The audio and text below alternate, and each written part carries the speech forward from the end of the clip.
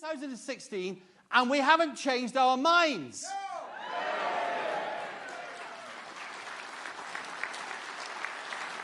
My personal Brexit journey started a long time ago. I've been in business for 40 years. I've done business on every continent on Earth. I have been involved in international trade throughout my career. In fact, I was on the Single Market Programme. I'm so old, I was on Thatcher's deregulation task force.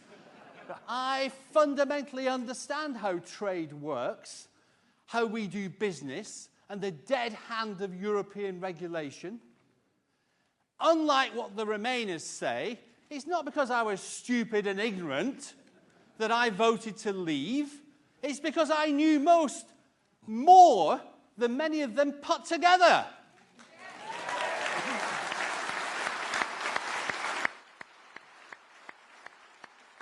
I knew that Britain could do so much better outside the European Union, but that's not what actually made me come out in the end. Not what made me make that fateful speech at the British Chamber of Commerce, after which I resigned. It was Project Fear that pushed me over the line. The lies, the deceit, the misinformation. And look, it's happening again. Project Fear Mark II. Here we are. Who would have believed it? After David Cameron told us this was a final decision, after he put on the ballot paper, you can remain or you can leave. Just leave. He didn't say we'll have a deal. Just leave.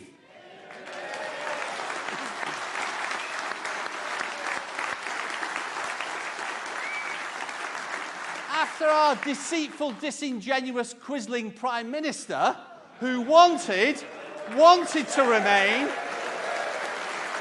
negotiated her way into the customs union again, after Parliament said overwhelmingly, we'll trigger Article 50.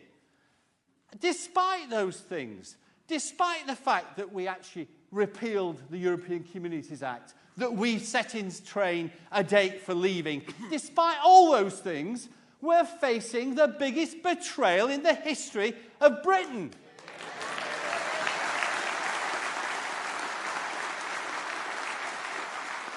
Well, we need to send a message to our Patonist, Vichy, Remain establishment in the UK.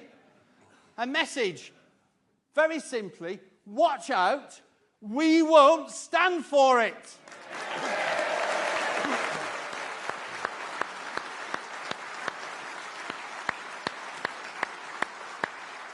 We have a great lineup of speakers for you tonight. But before we hear from them, let me introduce, ladies and gentlemen, our Vice Chairman and the founder of Leave Means Leave, Mr. Richard Tice. Thank you, John. Thank you, John. Good evening. Good evening, ladies and gentlemen. It's fantastic to see you here this evening. When I founded Leave Means Leave just after the referendum, I naively thought it might be needed for 6 months or so just to give a bit of support to the government. I naively trusted the Prime Minister when she said Brexit means Brexit. Of course she doesn't. She means Brexit means remain. And here we are, 2.5 years later. We should be full of joy that there's only 3.5 months to go.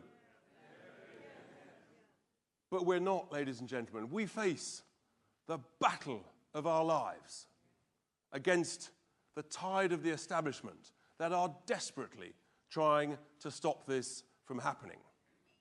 We've almost seen off the Prime Minister's deal. I'm not even sure it'll ever come back into the House of Commons. We all know it's the worst deal ever in history.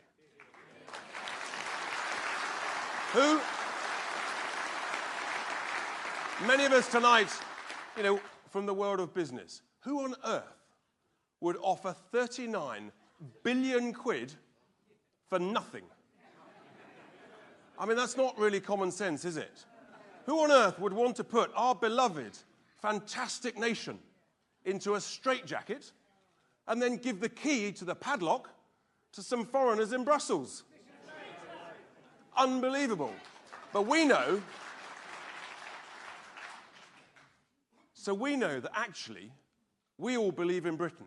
Do we believe in Britain? Thank you. So we have a serious job of work to do, all of us here tonight. Everyone watching on live stream, within 24 hours, 100,000 people will have watched this on live stream. We need to convince the people in the Commons and the civil servants in Whitehall that actually the country believes in Britain and that we are quite happy with a world trade deal. It's very simple. No deal, no problem, no money. No 39 billion quid. So we've got a matter of weeks to write to our MPs, to turn up to their constituency surgeries, to say to them, we believe in Britain, we want you as our committed representative to believe in Britain too, and we're quite comfortable with a world trade deal.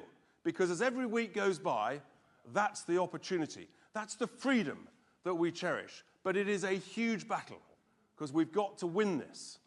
And I say to the civil servants and the whingers and the whiners who say it can't be done, there's not enough time, we've got a delay. I tell you what, if you don't think you can do it, please get out of the way and let us business Brexiteers come in and get it done.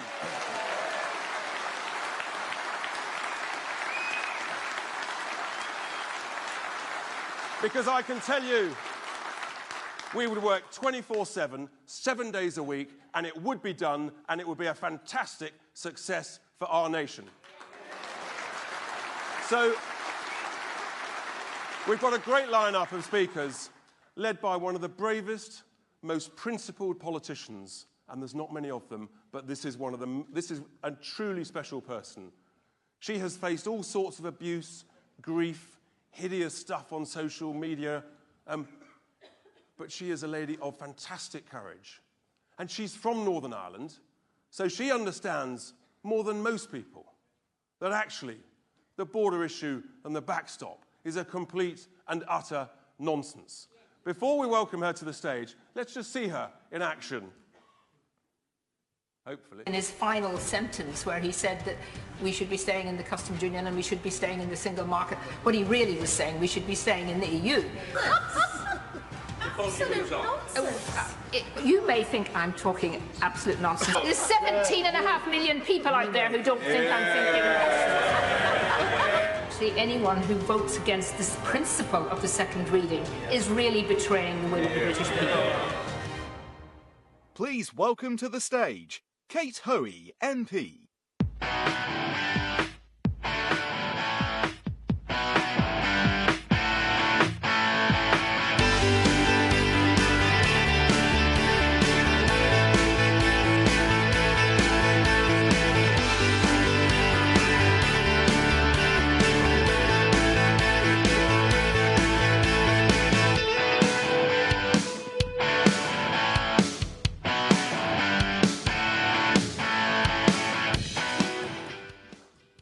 Thank you very much indeed, London, for that welcome. I don't always get that welcome in some parts of London. It is wonderful to be on a cross-party platform tonight, some from all parties and some in no parties at the moment. I want to say how wonderful it is that we're here in the capital city of the United Kingdom, but we're also here, of course, in the headquarters of the organisers, of those in big business, in the media, in some of the political parties at leadership level, and of course ex-prime ministers who have spent their time doing everything, not just before the referendum, but since, to thwart the view of the British people made in that referendum. And I see Tony Blair. Thank you, thank you. I'd hoped for that even in London, yes.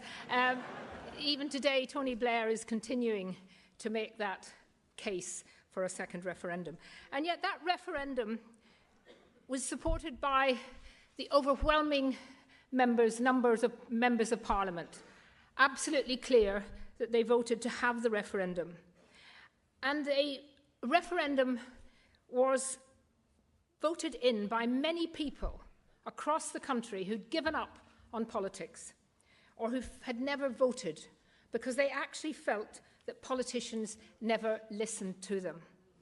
And they thought this time that if they voted Leave, and Leave won, then something special and something specific would change, and their vote would have mattered at last. They were promised, they were even warned repeatedly that the result would be enacted. It was, according to David Cameron, to be a once-in-a-lifetime vote. Now, my view of a lifetime is, I hope, more than what a mole has, I think, of 3 years. It is meant to be the lifetime of people.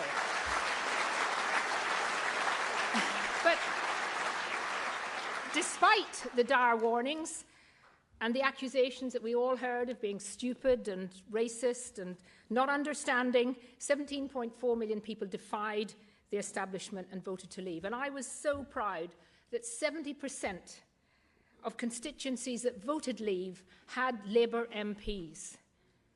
That's a very important figure to remember. 2 days after the referendum, my 95-year-old mother, who was a long-time critic of the EU, said to me, Catherine, because that's what I'm known at home as, "You know, dear, they will never let us leave." And I said, "Oh, don't be silly, Mummy. You know, that's ridiculous. We live in a democracy. Parliament could never, ever go against that decision." I'm beginning to think that my mother was right. Let us be clear, the majority of MPs in Parliament currently are Remainers. They voted to remain. It is a Remain Parliament, and many of them have spent their time conspiring to do everything possible to stop us leaving. The lawyers, and there are many of them in the House of Commons, have had a field day, backed up, but I'm afraid to say, by a speaker who himself had bollocks to Brexit on his car.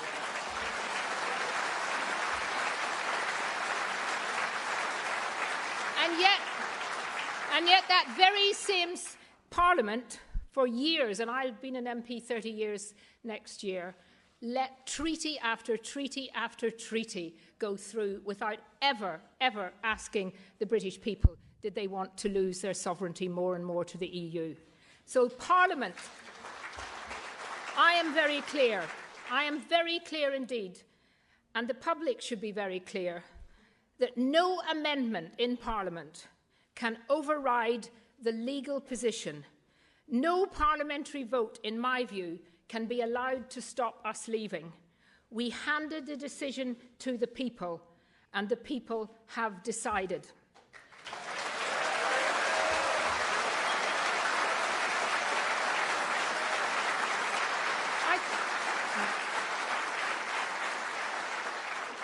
I think this is a very dangerous time for democracy in our country.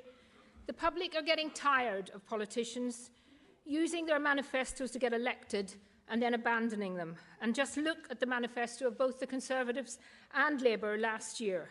Neither party have kept to their commitments on the EU. And we've seen the dissatisfaction and the anger right across most other EU countries when politicians fail to listen to people. I and my other Labour colleagues in Labour Leave represent the great Labour tradition of patriotism, true internationalism, and faith in the common sense of the British people. My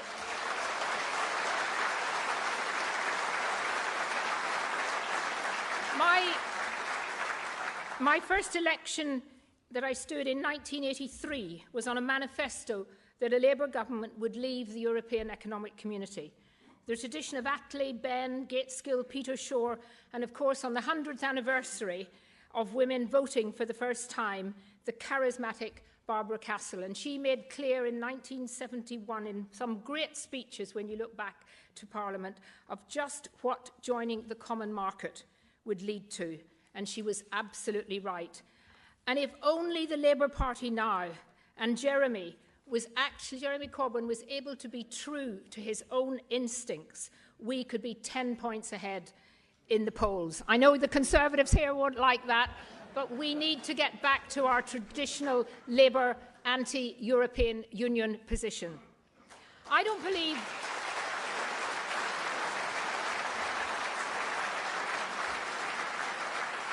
Now, I don't believe that the Prime Minister ever really understood what motivated that huge Leave vote. Yes, she said Brexit means Brexit, but her idea of Brexit is not taking back sovereignty. Her withdrawal deal would still give control to the European Court of Justice. She spent more than 2 years cozying up to the EU, asking them for a half-baked deal that keeps us as close to their institutions as possible. And that's what the establishment have always wanted, that we would stay as close as possible, in theory leaving, but actually still being in the EU. She plays tough with our Parliament, disgracefully pulling the vote at the last minute, whilst at the same time continually pushing the mantra that the EU will give us more. The EU will never, ever willingly give us anything. They don't...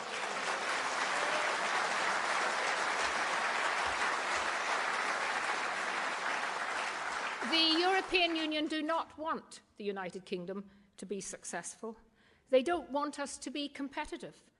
They don't want us to have trading deals with those Commonwealth countries who led the world and lead the world in economic development, like India, Singapore, Malaysia, all wanting to work with us in the Commonwealth family. But they don't want us to have power to make our own rules either, and laws in our own country. They have ruthlessly, in my view, exploited the weakness of our negotiators, who, as the eminent Martin Howe QC said very succinctly, that our negotiators have been as flexible as a limp lettuce. And it genuinely makes me angry and makes my blood boil when I see our Prime Minister, no matter how much I disagree with her, when I see her being humiliated in Brussels. Because that is our country that is being humiliated.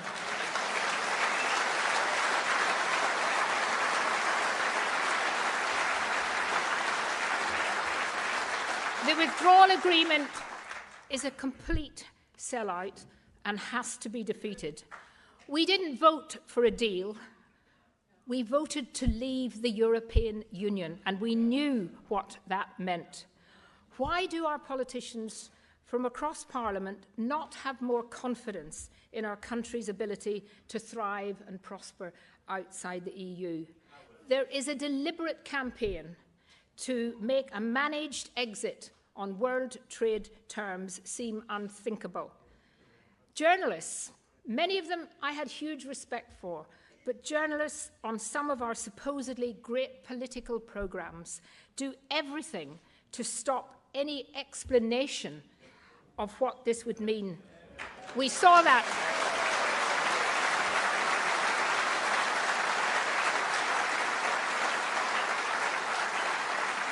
And I like to get my little BBC dig in. I think we saw that on Newsnight the other night with Kirsty Wark, absolutely shockingly not allowing John Redwood to get a word in about why World Trade Organization rules would be perfectly sensible. So they use the word catastrophic. They use it all the time.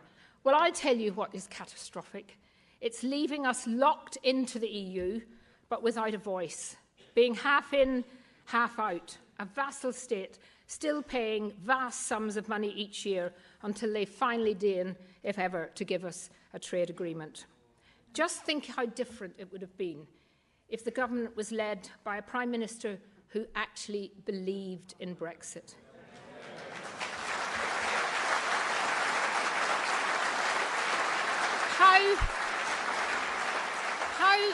How on earth could we ever have agreed to sign a legally binding agreement, just giving away, as has been said earlier, £39 billion in advance of a single promise on trade?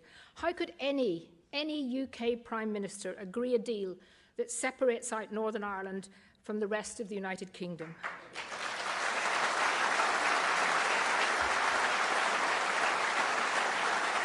Just of the Prime Minister's broken promises when she said no border down the Irish Sea. Now, you're going to be entertained, and I really do mean entertained, later by Sammy Wilson, so I'm not going to go into the border issue in a lot more detail.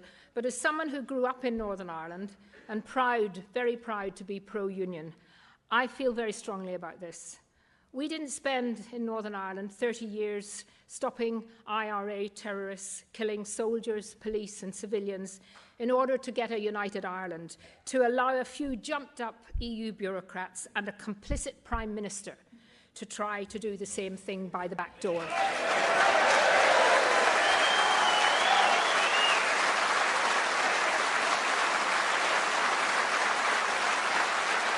And especially,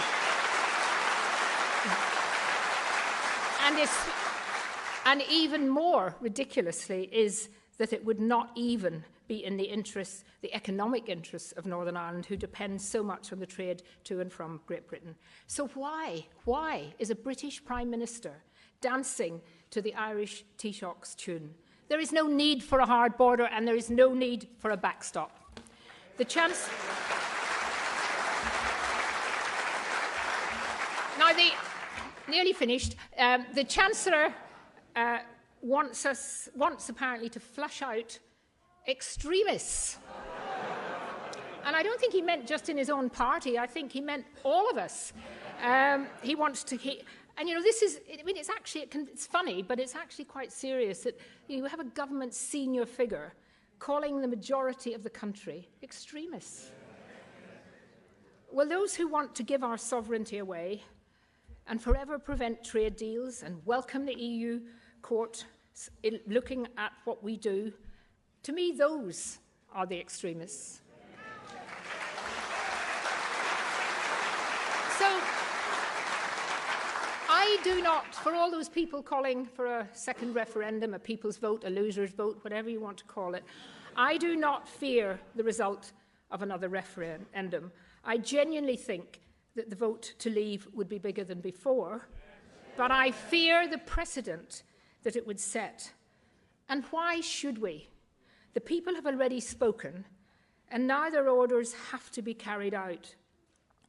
Let us keep the faith here. Let us be optimistic. Let us make sure, because we know that we are on the right side of history.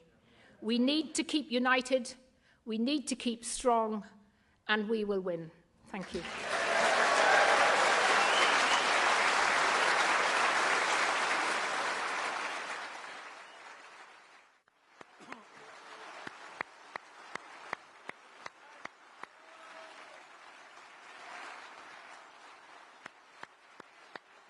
Isn't she a star? She is an absolute star. We're incredibly lucky to have her commitment and her passion. And she talked about Philip Hammond. Frankly, what great business has he run? How many thousands of people has he employed? And billions of sales has he generated? None. Whereas the greatest entrepreneurs in our country, the Dysons, the Bamfords, the Hargreaves, the Martins of this world, they are totally and utterly comfortable and welcome the opportunity to go to world trade rules. And so we are incredibly lucky to have one of those great entrepreneurs with us tonight, a man who has created a fantastic business, a pub business. Almost, give or take, 1,000 pubs and growing. And he will entertain us superbly, as he always does. He's been hugely committed to this cause. He's given an incredible amount of time, whilst also running his business. If you haven't bought any of his shares, do, because the annual reports are fantastic. His statements to his shareholders are full of joy and optimism. Before we welcome Tim to the stage, let's just see a clip of him in action. Wetherspoon, the chain of over 900 UK pubs, printed 200,000 beer mats criticising the EU and the IMF. And now the pub group's founder, Tim Martin, is taking the debate to his drinkers personally, visiting 100 of his pubs across the country, talking to customers and encouraging them to vote out. I think it's probably overplayed. Economists got it completely wrong about the outcome of the referendum. For example, that food prices will rise, that's come from big business, and it's not true. So we believe the country would be better off with no deal because it's a protectionist system, so why not say it? Please welcome to the stage, Tim Martin.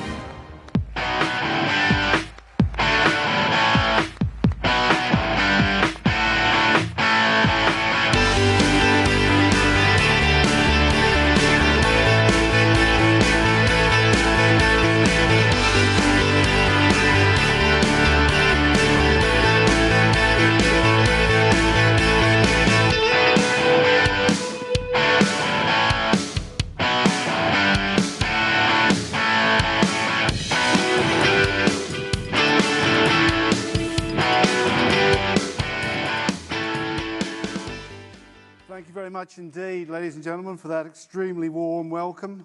I've discovered that selling beer at low prices can make you very popular.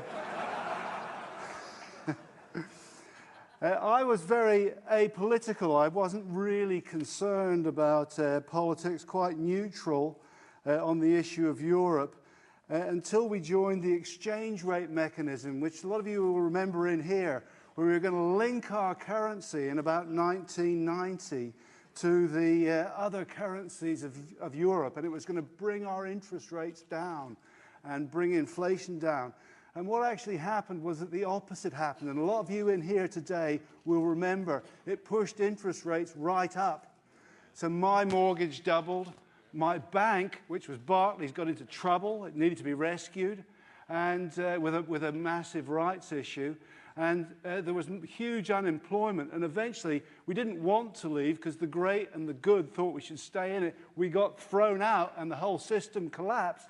So the logic of that was the predecessor of the euro. So a few years later, for the first time, someone said, we're now going to join the successor of the exchange rate mechanism. So you didn't need to be Albert Einstein to work out that this was a bad idea. And we had tremendous arguments then, and it was the same thing. It was the CBI said, you've got to join the euro. The Financial Times, the great and the good, Tony Blair, Peter Mandelson, Ken Clarke, same guys today. And they all said, if we don't join it, there will be severe economic problems. The car companies will move to the continent because they'll be exposed to exchange rate problems. In our latest magazine, I put the head of Oxford University, the Chancellor of Oxford University, wrote a big article after article in about 2000 saying how terrible it would be if we didn't join the euro. And since Kate's already said it, I can use it. It all turned out to be bollocks.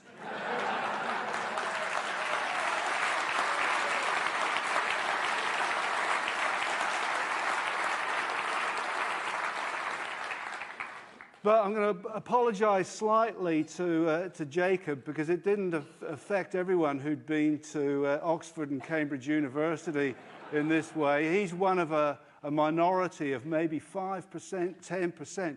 But what you have is the university-educated people of the land, most of them, or many of them, have adopted the idea of European federalism, and it's almost a quasi-religion. So logic goes out the window. That's why they wanted to join the euro. There was no logic in a currency that isn't backed by a government. It doesn't work. Look at Greece, 15% unemployment in Spain. So the next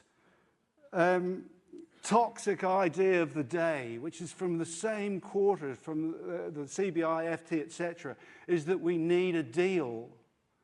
Now, that's a toxic idea, isn't it? If I say I want to buy your house and I won't have any other, I'm not going to put the price down, am I?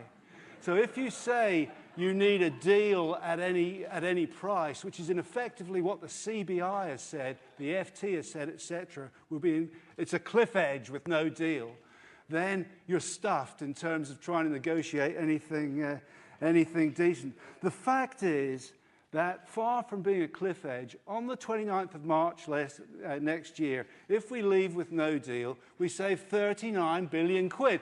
That's a...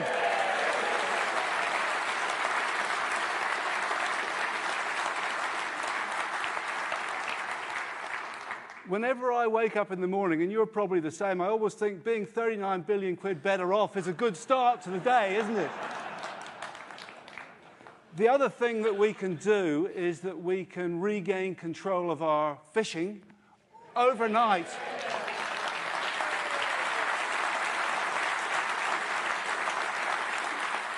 So that's very good for our coastal communities, but what's good for them is good to us, for us. And there isn't a snowball's chance in hell if Theresa May agrees to this deal that she's going to go back and have complete control over the fishing on the 29th of March. None. The other thing we can do is we can eliminate tariffs. They're really taxes on non-EU imports.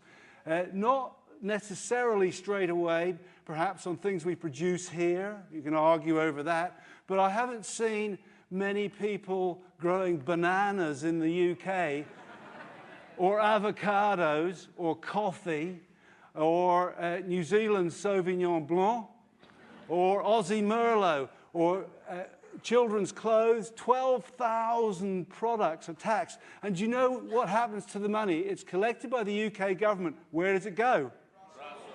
It goes to Brussels, so you're in the unusual situation if you're in government of being able to get rid of these tariffs, not lose any income, and the public becomes a bit better off. Not only that,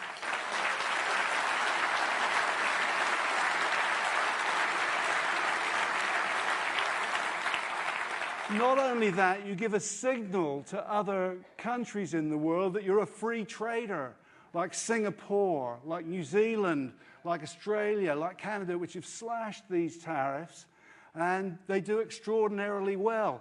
There's this Aussie High Commissioner who likes the UK a lot. They're not all sledgers and iron ore miners. He likes the UK, and he said, free trade never made anyone poorer. He didn't say free trade's a cliff edge.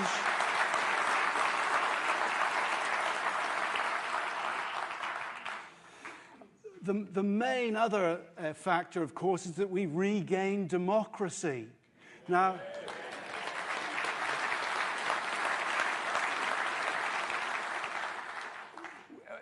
the EU has 5 unelected presidents. That is not democracy.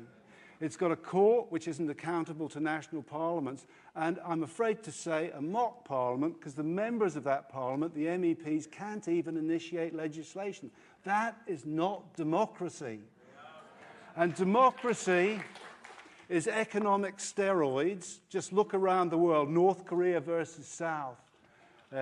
Look at how Japan became the second biggest economy in the world just a few decades after it became democratic. So it may seem chaotic, but democracy works.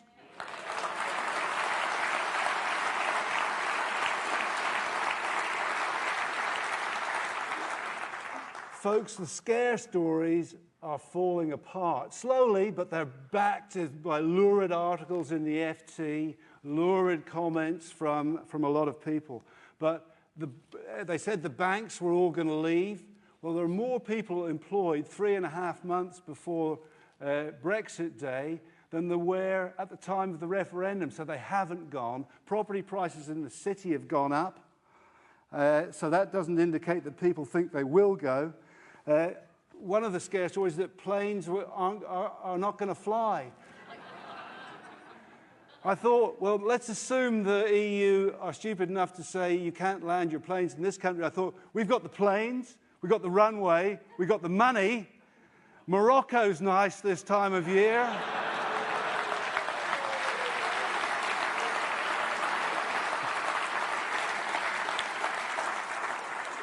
The other scare story is that Kent will become a lorry park. Now, I don't believe that, and you don't believe it either. But at Wetherspoon, we decided to do a little experiment. So we said, OK, We're going to take French brandy, and we're going to take French champagne, and we'll take the German imported spirit, Jägermeister, #1 imported spirit in the UK today, and a number of other products. I'm going to swap them for UK products, UK sparkling wine.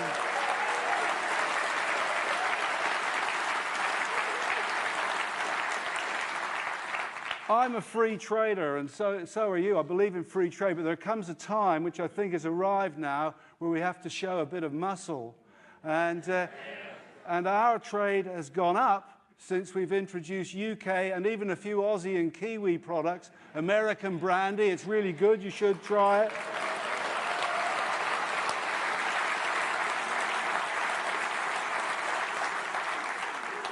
The EU is only 7% of the world, so a lot of the arguments in favour of doing a deal are that we need frictionless trade.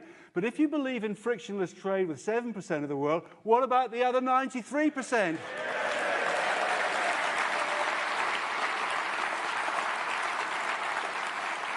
I'm just going to finish up. I'm going out of time here on my screen. I think we've got to be very wary of what I think is a legal filibuster. I've studied law myself. I qualified as a barrister, and I know when I can't understand a legal document.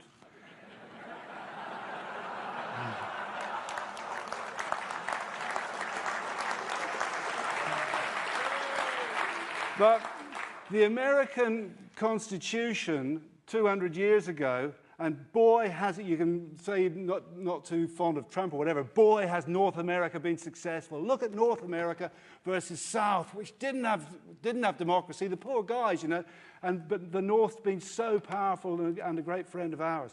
But 200 years ago, they decided they needed a constitution, and they took 9 months to make it, and they had a representative from each state there. And you know how long it is? 4 pages.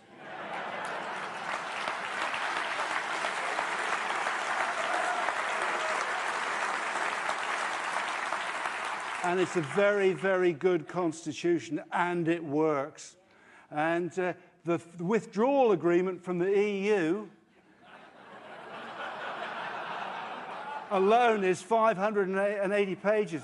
But this is a serious point, folks, here, because the law is now being used as a battering ram to drain away surreptitiously democracy from the country.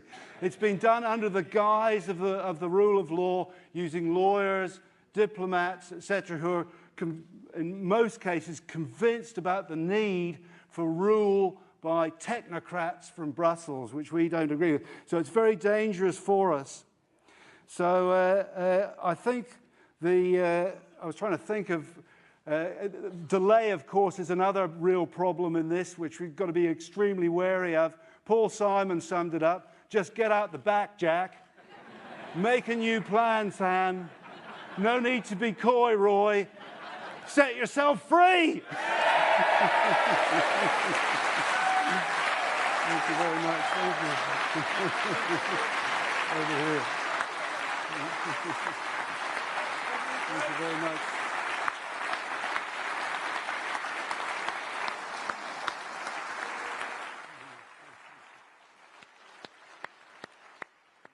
Isn't he fantastic? And boy, oh boy, aren't we glad he became a publican and didn't say a barrister?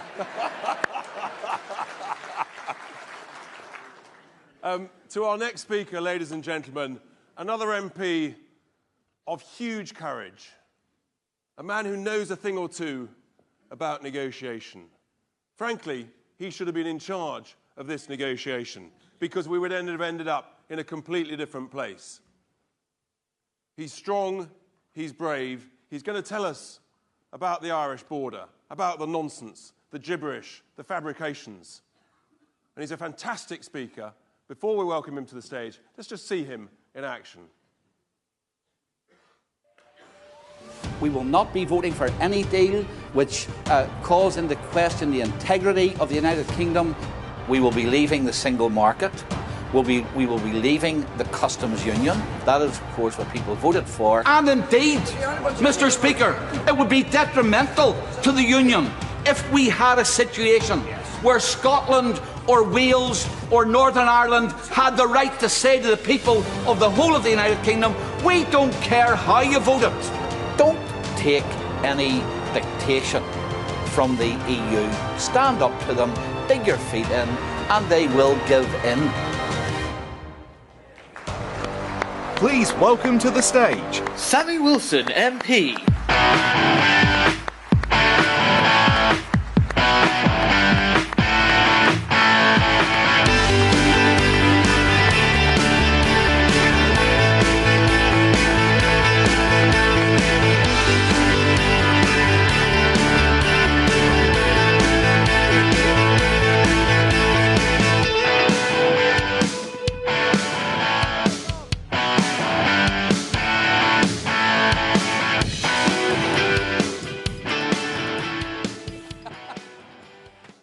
Home already. Wave the flags there for me, please. Because the EU, as a punishment to the people of the United Kingdom, are demanding that the price of leaving will be to break up the United Kingdom. We won't let them.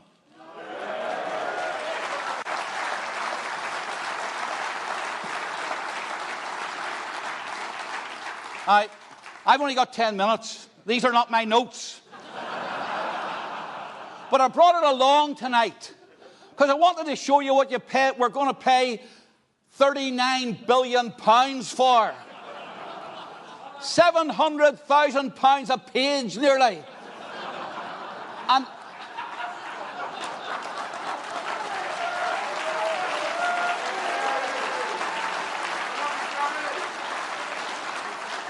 And every page carries an obligation to bow the knee to the EU and to destroy the vote of the people of the United Kingdom. If we abided by this agreement, folks, all of what people voted for would not be delivered. This requires us to stay in the customs union. It requires us to tie ourselves to EU law. It only allows us to be free if the EU says we can be free. And even if we do decide that we want to break away, Northern Ireland will be left as an annex of the EU. And will not have... It goes further. And I'm not joking you. There's actually parts of this, if you look at Article 29 of the agreement, where we have to keep on putting out EU propaganda. And when we leave, according to Article 127, we can't even say bad things about them. And the Prime Minister says it's a good deal. Del Boy and Arthur Daly would be ashamed to call it that.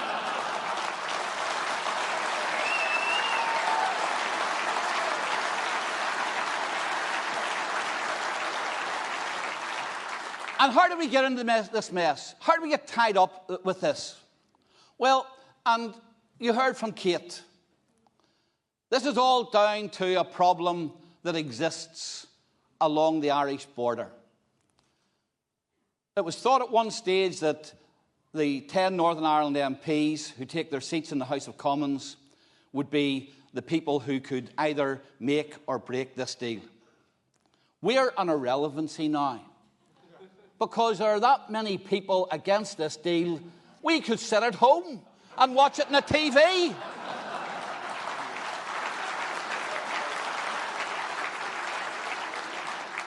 But Northern Ireland is an irrelevancy in this. Because, of course, Northern Ireland is now being used by the EU in an attempt to keep the UK in the EU. And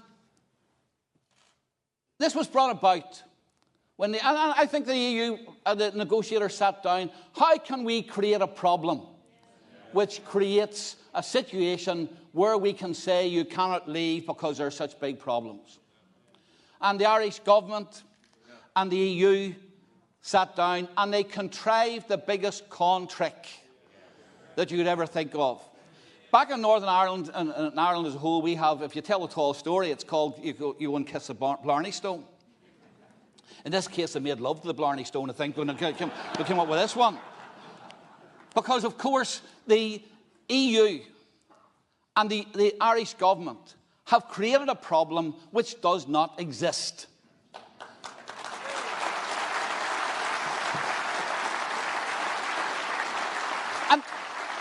And let's just look at it. Let's just look at it. First of all, they say that you could not have us leaving the EU without a hard border. Now, I don't know what a hard border means yet, and nobody's ever explained it. And certainly, if by a hard border you mean that you have to have the border totally closed, we couldn't do that with 50,000 troops, with watchtowers, with patrols, with roads being blown up. We couldn't do it. And yet we're told it'll mean a hard border. In fact, Leo Varadkar has suggested at one stage we might even have to have a Berlin Wall around the border. I don't know who's going to build it. Donald Trump, when he's finished at Mexico, might want to come over and do it for us too.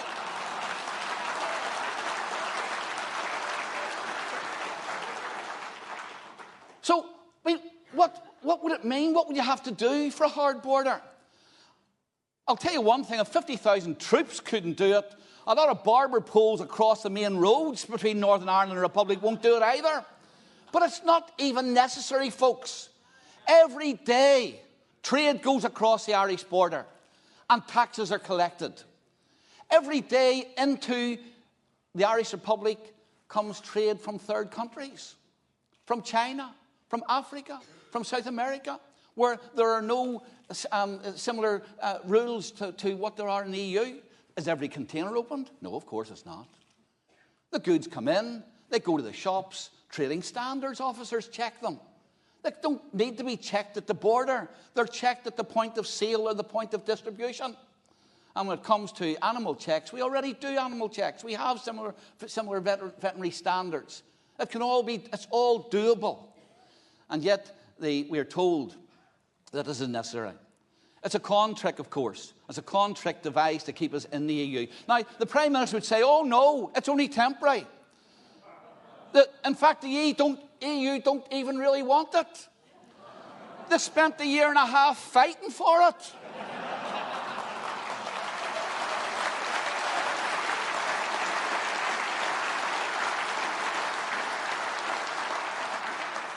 They sent her away today with her tail between her legs because they wouldn't even make an amendment to it. And we're told they don't want it. Of course the EU want it, because it's a way of keeping us in. And every action that they've taken shows that.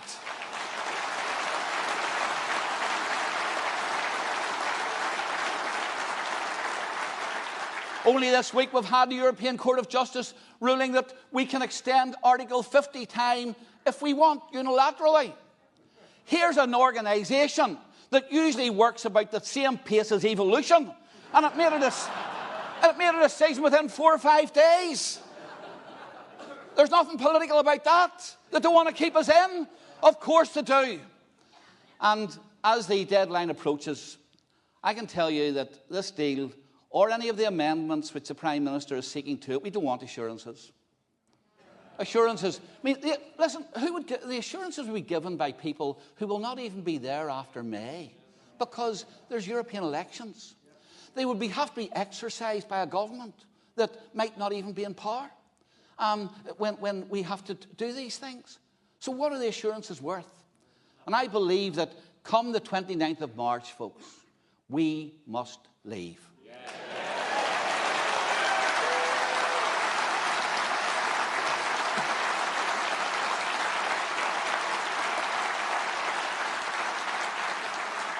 And unlike those who are spreading hysteria at the moment, I don't believe that leaving on those terms, leaving without an agreement with the EU, will be a disaster. We've been told that there'll be no food in the shops, no medicines in the hospitals, no Mars bars. I could do without that anyway for a wee while. We'll be starving. I don't understand this. For 6 years during the war, U-boats, the Luftwaffe, the Wehrmacht couldn't starve us out.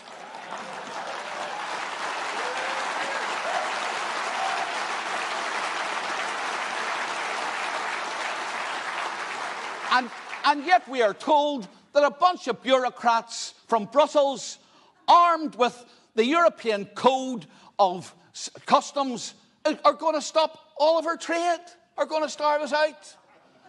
In the words of the old Dad's Army theme, who do you think you're kidding, Mr. Hammond, if you think we'll fall for that?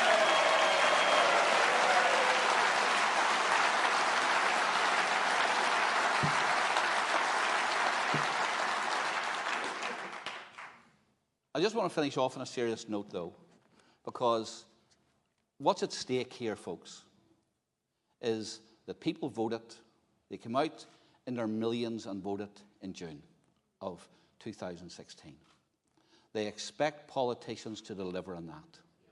If you want to undermine democracy, then you go for the kind of deal which keeps us half in the EU and half out of the EU, and only ability to get freed when the EU decide to let us go. That's not democracy.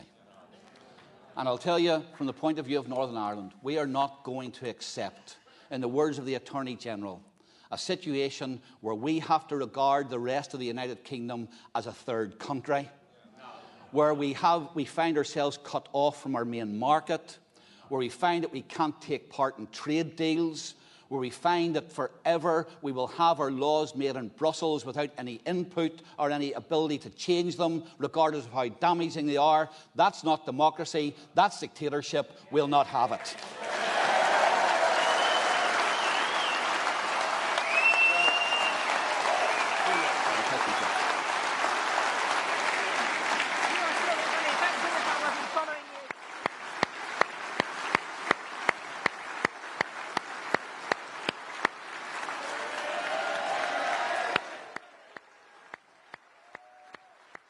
Isn't he fantastic?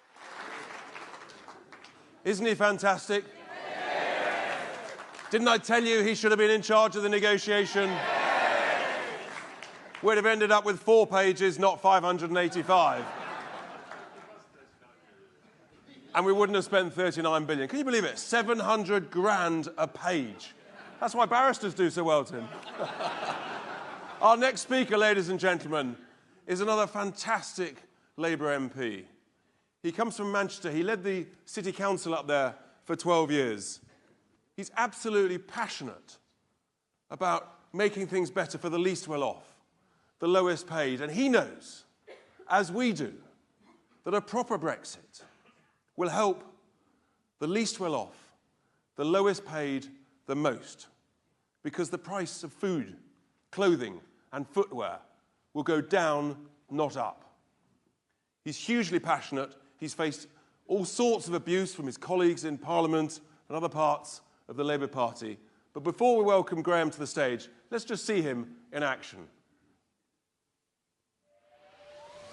Good morning, Chu. Can you tell us which way you're going to vote today and why? I will vote for the second reading of the bill. The bill is necessary for the United Kingdom to leave the European Union. That was the commitment the Labour Party gave. What you have is the political project being protected at the centre, at the expense not just of the Greeks actually, but the whole of youth across Portugal, Spain, Italy, Cyprus, Greece. I do not believe in the long term, because I'm a Democrat, you can sustain the European Union if you don't have the support of the people. And that finally is why the EU project will fail. Please welcome to the stage Graham Stringer, MP.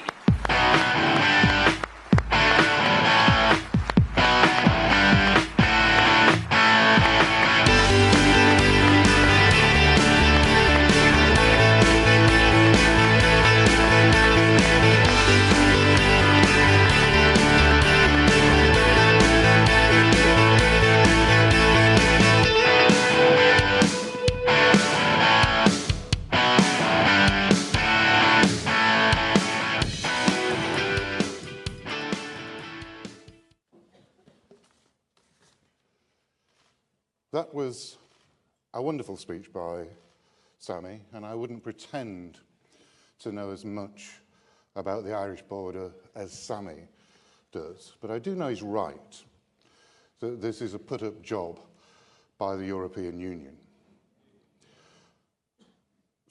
When Croatia's a great place to go for your holidays, joined the European Union, I went into the debate to see what was happening. I'd not prepared a speech, went in to see what the arguments were. All these passionate pro-EU people were absent. They didn't care. Things were going their way, the EU was expanding. I also had looked at the House of Commons notes on Croatia. What they told me, Croatia would provide one of the longest borders between the rest of Europe and the EU, that it was a border where people were trafficked, there was sex traders going through there, that Croatia did not have the rule of law and was harbouring war criminals. No problem. No problem. About the border, no problem. Croatia was admitted. And the fact is, the fundamental hypocrisy of the EU, like all imperialist organisations that are expanding, if they're expanding, they will take anybody. If you try to leave, they will try and stop you because they want to control that territory and they want our money.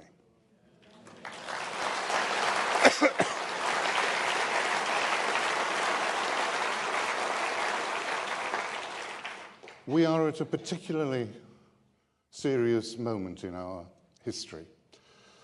People keep saying, has there ever been a time like this in our history? I don't think there has, quite frankly. There is no analogous time that I can think of. In terms of its importance, it might be similar to the row about the 1910 budget between the House of Lords and the then Liberal government, or the Corn Laws, or maybe even the 17th century rows about a constitutional monarchy.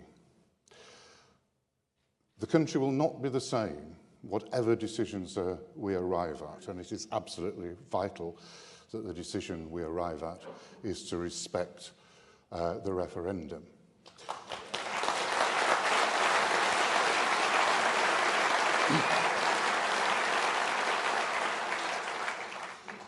But it is not only vital, we're at the middle of a constitutional crisis.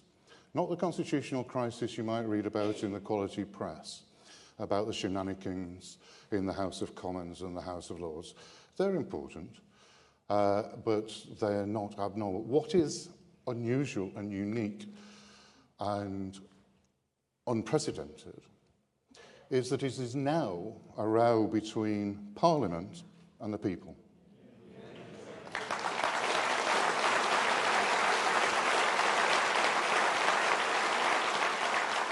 Of which, as opposed to previous times in history, the government, ploughing a slightly different furrow, are on the side of Parliament and against the people. And it is absolutely vital that the people win.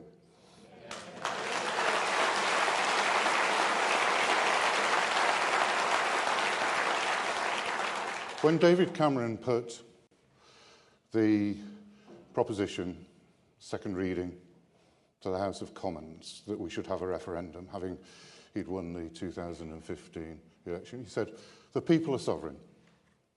When the Labour front bench spokesperson, Hilary Benz, stood up, he said, this is not our decision. The people will decide, not the members of Parliament. You can go back and check those in Hansard. They're more or less explicit quotes from both of them. But what happened? The people didn't do as they were told. The establishment are still in a state of shock. They can't believe that this extraordinary life that they've been living, and that's cosy for them, not cosy for the rest of us who are not doing as well as we can because we're in the EU. I can't believe that the people saw through the sham that is the EU. So what do you do when that happens? Well, you're all stupid, aren't you? You didn't understand what it was. Well, I went out on the day and talked to people. They weren't angry. people only voted this way because they were poor or they were angry. Actually, negotiation. Profound and fundamental sense of democracy, a profound and fundamental sense, a very gentle sense of patriotism. As somebody said to me on the day of the election in an estate in my constituency that doesn't turn out to vote in high numbers, usually it turned out twice as many people, we should be making our own laws, shouldn't we? That's what it's about. And that is as profound an understanding of democracy as you will find anywhere.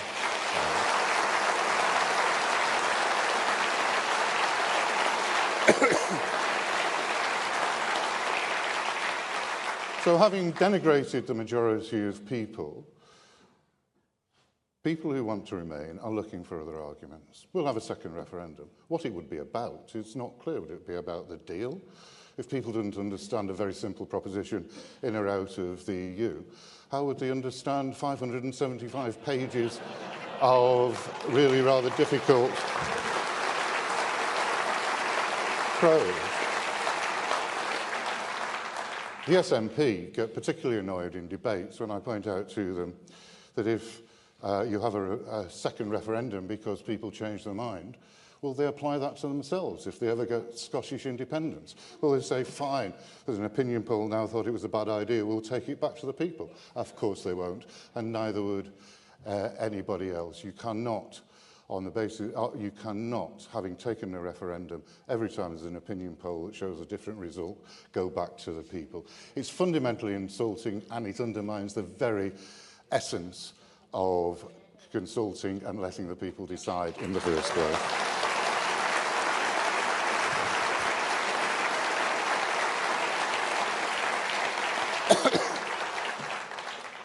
This is a platform, and there are going to be 2 more people on the platform. And I think it's fairly safe to say that even with Kate, and we're in the same party, sometimes we disagree. I would disagree with other people on the platform on a whole series of things.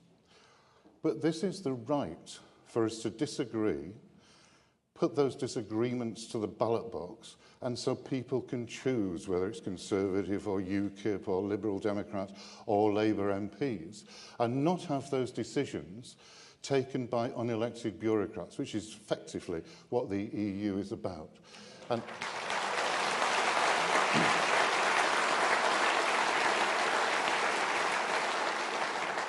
one of the arguments is people have learnt things since the referendum. Well, we've learnt that the Prime Minister wants to give £39 billion away, but I don't think we've learnt anything new about the EU itself. Actually, the whole experience has validated the criticism of the EU in the first place.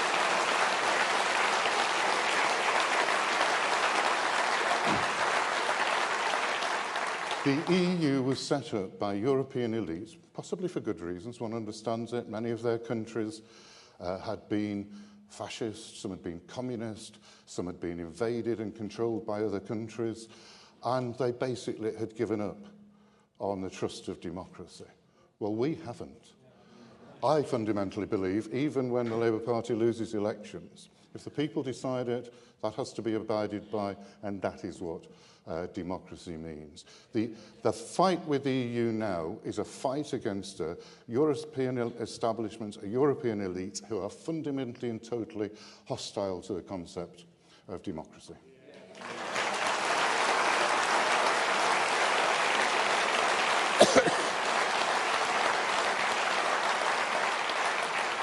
I want to finish really on the final point about the debate that somehow, even if you accept the democratic arguments, which I think is the fundamental argument, that the EU is economically good for people. Well, when John opened, he said he'd traded in all the continents around the world. The only continent that has economically done less well than the EU is Antarctica. All the other continents have done rather better, and the reason for it is not that difficult to ascertain. It is that if you make your own laws, if you make your own rules, if you make those rules and laws that are appropriate for your economy, so where you've got strengths, you can regulate, pass laws, get better regulations that fit what you want to do, then you're going to do better. And if you can then trade, 98% of the world's trade is on World Trade Organization rules. In the other continents that are trading, they're growing. The European Union is not growing because it's sclerotic and it's economically slow. So it is one of the great lies that we would be better off for jobs in the EU than we are out of it. I think if there's no deal, it's no problem. This country can trade, benefit and grow if we make our own laws that suit ourselves and we do it democratically. Thank you very much. Thank you.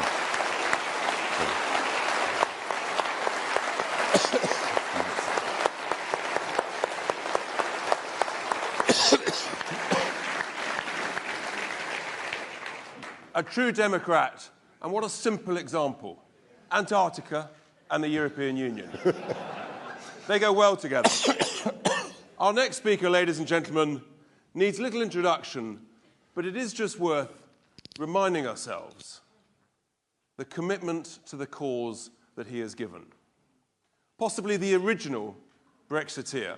He has devoted over 25 years of his life to getting the United Kingdom out of the European Union.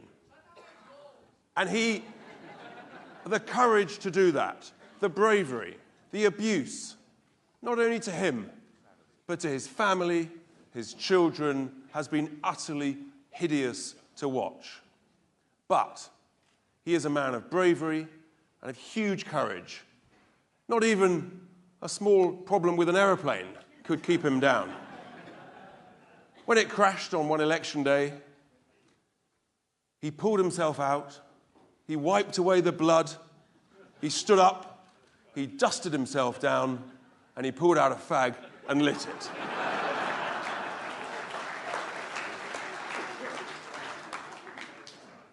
Don't think he's gone away, ladies and gentlemen. He's absolutely here. He is in full campaign mode.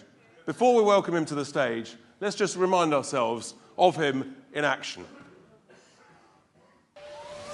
It sounds as if you smell betrayal in the air. For goodness sake, get rid of not just the worst Prime Minister I've ever seen, but perhaps the most dishonest one as well. I'm going to try and get the people to let their members of Parliament know they will not accept being betrayed. And I tell you what, if I have to do this again, next time, no more Mr. Nice Guy. We had a referendum. We voted for something. Our politicians should deliver this. We have made our minds up in the greatest democratic exercise in the history of this country. I trust the voice of the people more than the politicians. Please welcome to the stage Nigel Farage.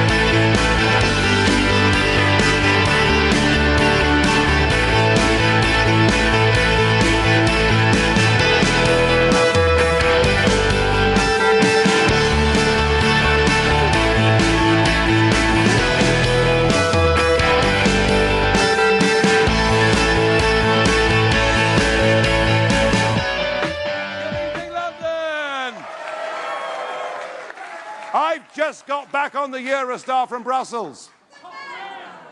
One of my favourite cities in the world, and a place in which, of course, I am myself immensely popular.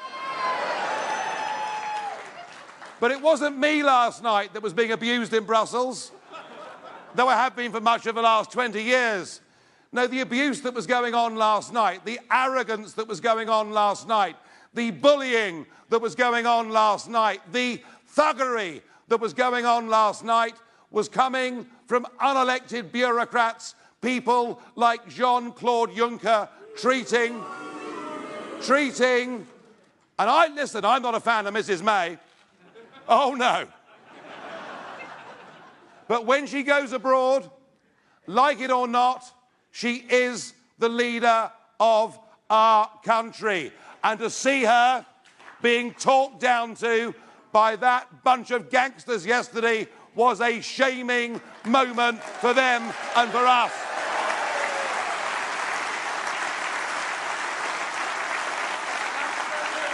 In fact, what she really should have done, she should have said, I will not be talked to like this by jumped-up foreign bureaucrats, and walked out of the room. What she should have done. And then, in a midnight press conference, Jean-Claude Juncker uses a variety of terms of abuse about the British Prime Minister and her negotiating position, and says that much of her approach has been nebulous. And this morning, did you see the film? She confronted him. She said, you called our approach nebulous. And Jean-Claude Juncker denied it. Well, of course he denied it. It was after a good dinner, wasn't it? But honestly, what we saw was appalling, and we've seen it from the very start. This organisation, this European Union, is not just a fundamentally undemocratic place, it's an anti-democratic place. And you know, we were told by the Remainers in the referendum that a vote to remain meant everything would stay the same. Well, think what has happened since 2016. Hungary have had their voting rights suspended. Poland have had their voting rights suspended. The new, and in my opinion, rather splendid Italian government have had their budget rejected. And now we know that when Nick Clegg, oh, I'm sorry, Sir Nick Clegg, when Sir Nick Clegg told us that it was a dangerous fantasy to imagine there'd be a European army, now the plans are clear. There will be a European army by 2025. Now the plans are clear. They will have foreign policy without veto. They will continue with their programme of expansion, and all over Europe. On the left and the centre and the right, we are seeing new political parties and movements rising up and saying, we wish to be nation states, proud of our identity, our culture, our nationality, and, most important of all, our nation-state democracy. Thank goodness we voted Leave.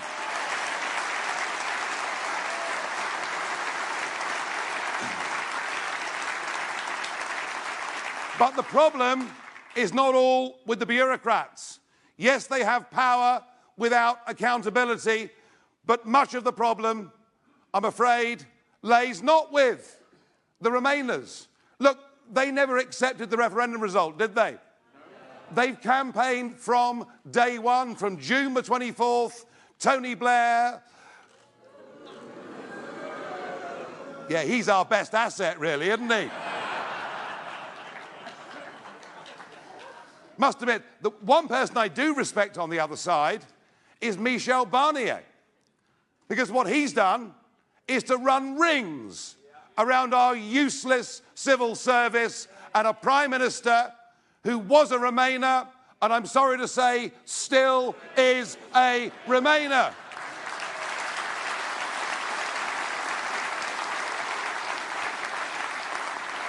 She has put together what is the worst deal in history. It isn't just the 39 billion. It isn't just the backstop that could leave us trapped inside the customs union. It's the commitment in many other areas, including security and military, that we will stay closely linked with all the institutions of the European Union. I first saw this with her Florence speech. Because remember, the Lancaster House speech was really rather good, wasn't it?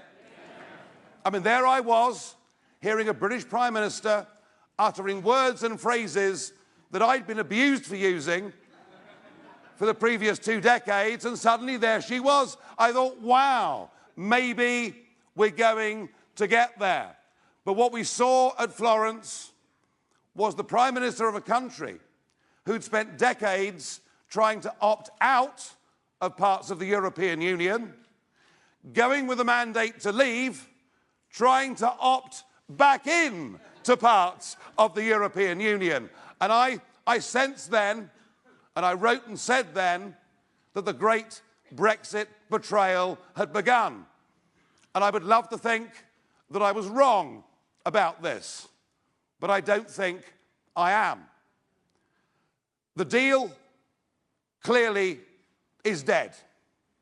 I don't think there are any circumstances that are going to make Sammy Wilson vote for this deal. And nor should he. And nor should he. And 117 Conservative, well, they're not all backbenchers, of course. Some of them are ministers who simply lied about the way in which they voted. Duplicity is not just the Prime Minister's reserve. But it's pretty clear that unless Jeremy Corbyn decided that Labour would rescue the government with this deal is not going to go through. And we can raise half a cheer that this awful deal, this worst deal in history, is not going to go through. But we do, with 15 weeks to go until the day that we're due to leave the European Union, we do actually now face perhaps a pretty clear choice as to what is before us. One choice before us that is laid down in legislation that exists today is that we will leave without a so-called deal and become an independent, self-governing nation that makes its own laws. I mean,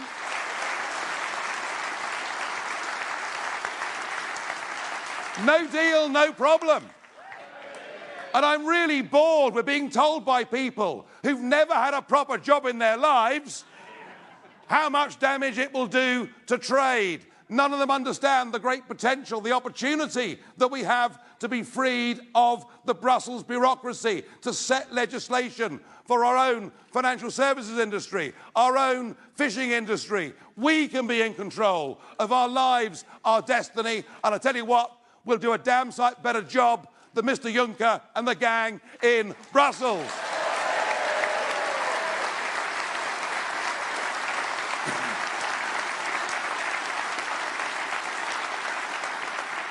But the problem is, will this Prime Minister and will this cabinet that includes people like Philip Hammond, it's great, a new bogeyman, it's great news. Well, I'm getting bored with Blair and Ken Clarke. I've got someone new now, you know. But when you've got the Chancellor of the Exchequer describing 17.4 million people as extremists, and when the vast majority, you look very extreme, sir, I must say. But when you've got a leader, a cabinet, and a parliament like this, we can, if we want, stand here tonight and say, no deal, no problem. We can comfort ourselves that the EU Withdrawal Act is there in legislation. We can look forward to big parties starting at 11 p.m. on the 9th of the 29th of March. We can look forward to it. And by the way, I love Tim Martin, but why he's going on a pub crawl of 100 boozers round Britain and has not invited me, I don't know.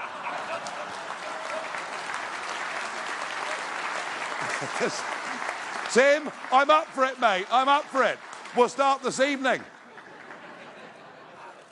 And we can comfort ourselves with our rhetoric, with our knowledge and our belief in who we are and what we are, and to celebrate that greatest ever democratic exercise in the history of our nation will come to fruition in 15 weeks' time. But I'm afraid, folks, I don't quite see it like that. I don't think that the great Brexit betrayal is anywhere near finished. And I am now more fearful than I've been at any point in this process that, outrageous, monstrous though it is, we're going to finish up being sent back for a second referendum. And I can see the collusion that is going on between Monsieur Barnier and many of our British politicians and many of the multinational businesses, and what last night was all about, actually, why they were so rude to her, why they're now even saying that maybe Article 50 could not be extended. We just need to take the European Court judgment of outright rescinding it, is they know that is impossible for this country to accept. They have managed in the past to engineer second referendums in Denmark. They've done it twice in Ireland. And my message, folks, tonight, as much as I don't want a second referendum, it would be wrong of us here on a Leave Means Leave platform not to get ready, not to prepare for the worst case scenario. You know, we must not fail in our preparation. We really must not do that, because I fear they'll do this to us. Now, if I'm wrong, we've lost nothing. But this organisation, which I joined a few months ago, and which has held these events up and down the country, we've now got to move into a different gear. We've now got to start forming branches and active groups all over this country. We've got to be out there.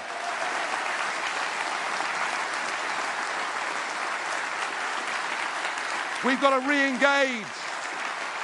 We've got to re-engage with those millions of people who'd never voted in their lives before, some of whom are now saying to themselves, what was the point of voting?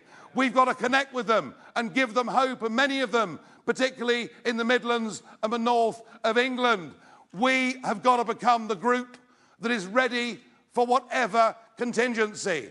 And if all our efforts and all our money and all our preparation for whatever may come to nothing, because we leave on 11 p.m.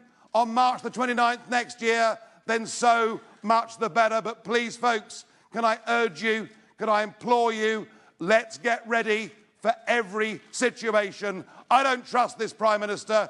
I don't trust this Cabinet. I don't trust our politicians. I think they will, in the next few months, betray us completely. And let us be ready, not just to fight back, not just to prepare for that referendum, but if it comes, we'll win it next time by a much bigger margin, and that'll be that.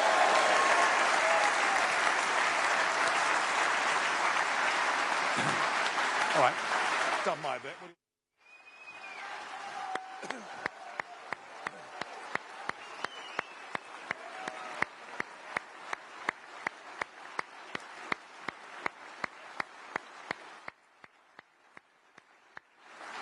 Isn't it great? As you can see, this was just a quiet night for Nigel. He's ready. If necessary, we have to be ready. Our final speaker, we'll come back to that, sir. Our final speaker, ladies and gentlemen, is another MP of great integrity, without question, the politest gentleman in the House of Commons. Without question, the best dressed gentleman in the House of Commons. And without question, the best spoken gentleman in the House of Commons, who has the record for using the longest word out of mere 28 letters. If he's on form and you're nice to him, he might practice it this evening. Before we welcome Jacob to the stage, let's just see him in action on the video. These Conservatives say they want Britain out of the customs union and the single market. But the Prime Minister must realise that under all constitutional norms, she ought to go and see the Queen urgently and resign. What we need is a leader who will say to the European Union, it is impossible to divide up the United Kingdom. It is impossible to agree to a situation where we have a perpetual customs union. It is impossible to pay £39 billion of taxpayers' money. But let's leave that. Let's leave my despicability to one side, because what's important is to have the discussion. The United Kingdom Parliament, the most ancient democratic parliament in the world, has been made powerless. Please welcome to the stage, Jacob Rees-Mogg, MP.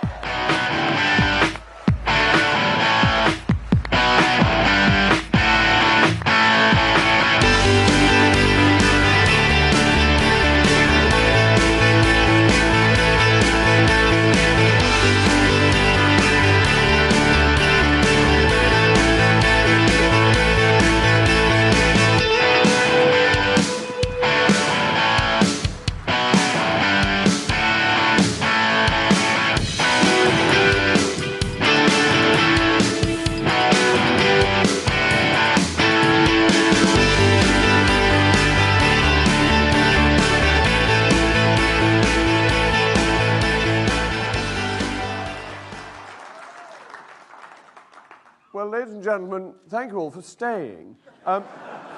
You always think if all the last one off, people will have headed to the bar by this stage in the evening, so I'm extremely flattered that you have restrained yourselves and will be going to one of Tim's pubs later.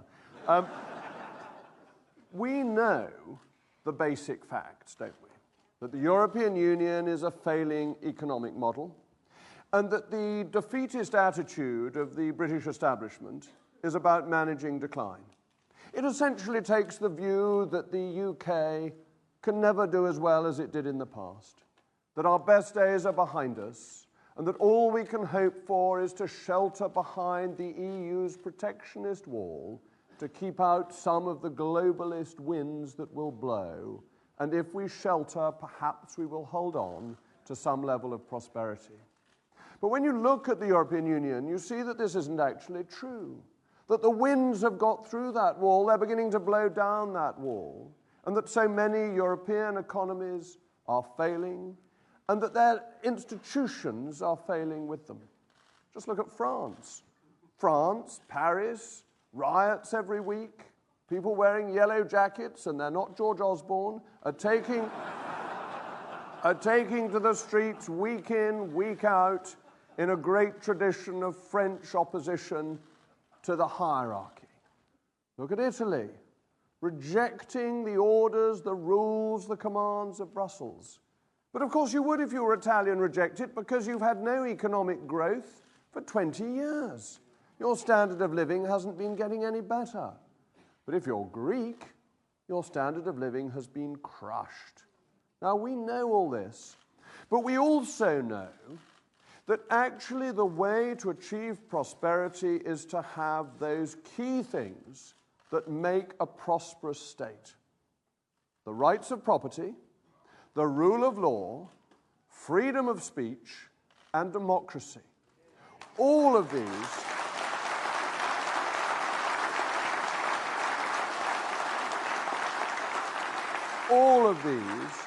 are essential components of success.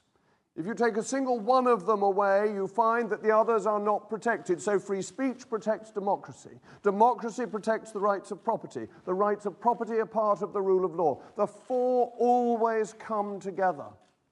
But in the European Union, one of them is taken away which undermines the other three. And that is the democratic issue. When you look at European competences, there are things that as a member of parliament you can no longer do. You can no longer seek that ancient right of redress of grievance for your constituent when it relates to agriculture, or not applicable to my constituents, it's landlocked, or fishing, or whether it's to do with the regulations, or whether it's to do with rules affecting the city, or whether it's to do with tariffs.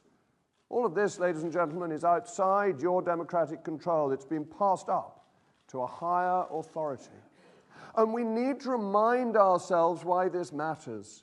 Because here we are, we're 2 and a bit years in, and we're looking at 585 pages of text. 68 pages. Do you know what 68 pages do? They list one by one all the regulations that are going to apply to Sammy, but not to me. 68 pages. They just list them by number. They're not writing out all the regulations. And think you're getting excited that it was only 68 pages of regulations. No, no, no, no. It's 68 pages naming and listing the regulations, which are thousands and thousands of pages when you turn to the regulations themselves. Now, that is an undemocratic way of approaching it, but it is also a distraction from why we wanted to leave. We wanted to leave because we think, ladies and gentlemen, that we can do things better for ourselves. We believe in our understanding of society and of political life. We believe that individuals coming together into communities form society, and that from that society we get a nation state, a government that has legitimacy because it relates to the people who founded it.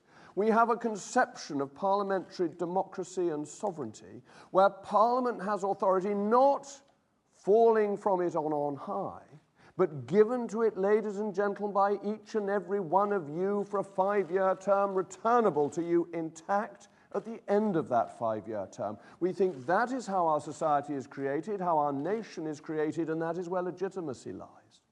And that theory is great and powerful and important and inspires us because our nation's story is so intertwined with its development. But it's there for a purpose. It's not there because it's a good idea or because we've done it for hundreds of years. It's there because it leads to the most prosperous society that you can imagine. And we know that when we look around the world because we know that the societies that work best are the ones that have the systems that we have evolved, that they have in fact copied from us. We look at the United States, the richest country in the world, and we see that it is based on our governmental systems, the rights of property, the rule of law, freedom of speech, and democracy. And so we see historically that prosperity comes from these great things, from our core democratic values. And so when we look at leaving the European Union, we are banishing the idea of managing decline. We are saying instead that through our own efforts, through our willingness to be entrepreneurs, to have novel ideas, to take risks and to implement what we want to do, we can make the standard of living of the British people better. And then we can look at the details of how we do that. It's been quoted before, there is not a country in the world that has traded freely that has ever got less prosperous from doing so. Because we believe that we should put the consumer first and that the price of goods for the consumer should be lower. Why? Why don't we protect inefficient producers instead? Well, the reason is that if consumers have better value, they've got more money to spend on other things. They've got money that they can save, and that gets lent to business, encouraging more business. There is a virtuous circle that is created by reducing the costs of transactions, and the starting point is opening up to free trade by removing tariffs. But it goes further than that, because the EU is equally in this business of managing decline. And therefore what it wants to do is to regulate to keep producers from the rest of the world out, to protect inefficient European producers. The regulations are not about health and safety. That is the excuse, the pretext for making lower cost producers unable to sell into European markets. And that makes all of us less well off. It means our own producers have a full sense of security and a protection that is not in the end going to make them prosperous and successful. And that if we can therefore remove tariffs and remove non-tariff barriers, we open ourselves up to improving all our standards of living. But we free ourselves not just from those outward-facing barriers, but inwardly we can be more innovative and more successful. If you look at the regulations in my own area, in financial services, what do? They are making the City of London less efficient. Not less efficient than Frankfurt or Paris, which in this really don't matter, but less efficient than New York and Singapore and Hong Kong. For we must compete with the world, not just with the small, narrow, outdated European system. So we want to look at those internal regulations that are affecting us, not just the barriers to trading with the world. We need to look at the regulations that affect the 87% of businesses that don't trade with the European Union, yet have to follow the regulations as if they did. But ultimately, ladies and gentlemen, this is about whether or not you believe in yourselves. Do you think, as you sit here, that the decisions you make for yourselves will be better decisions than other people can make for you? Do you think that your economic decisions and your life decisions should be made by you or by these wise people on this panel? However good we are, you still make better decisions for yourselves and just think we could be European commissioners. You know that it is in your hands to succeed. We know it's in our nation's hands to succeed. We are taking this wonderful, this exciting, this generational opportunity to take back control, not because we simply believe it as a matter of dogma, but because we know it will make us more prosperous, stronger, and more successful in generations to come.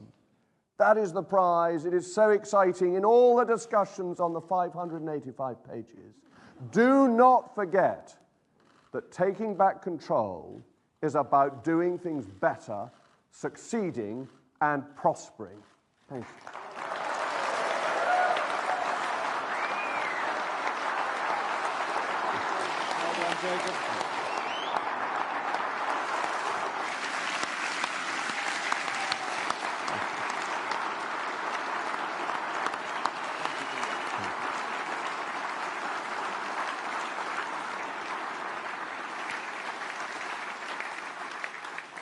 Ladies and gentlemen, we're coming towards the end of our evening.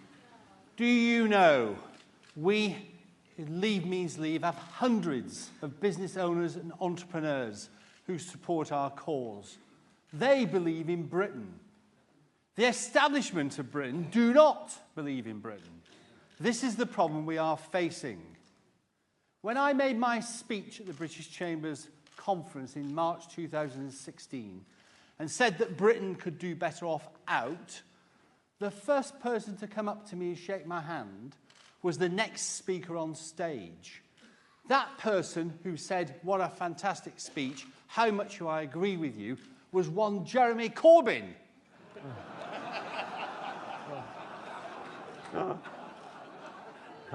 The Conservative Party manifesto said very clearly that we would leave the single market, the customs union, and we would not any longer be under the jurisdiction of the European Court of Justice. The Prime Minister has lied and lied and lied.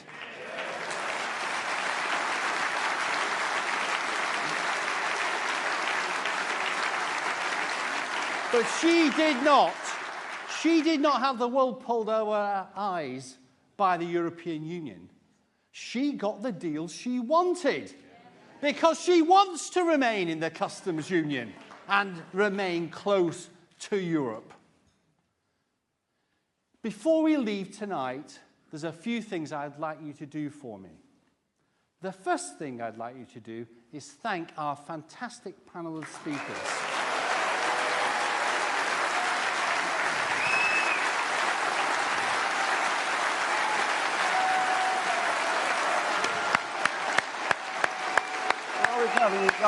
It's a bit like the Communist Party meetings in China, where they all sit there clapping each other.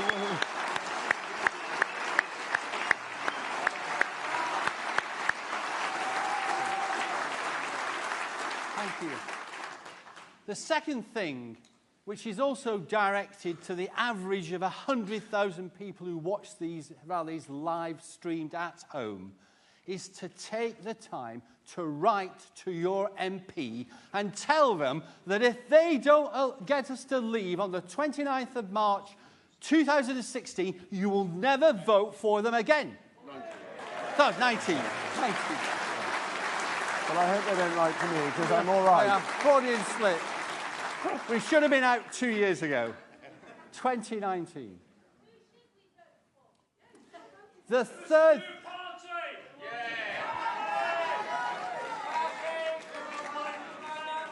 All in good time.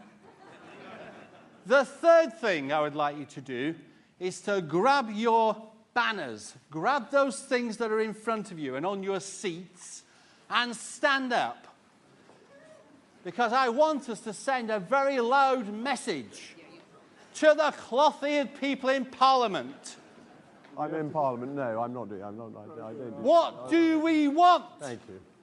Brexit. When do we want it? Now. What do we want?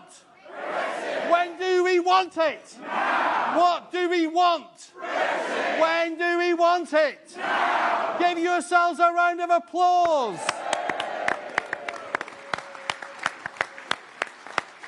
Thank you, ladies and gentlemen, and good night. Thank you, John. Well done. Cheers, thank you. 2016. Well done, John.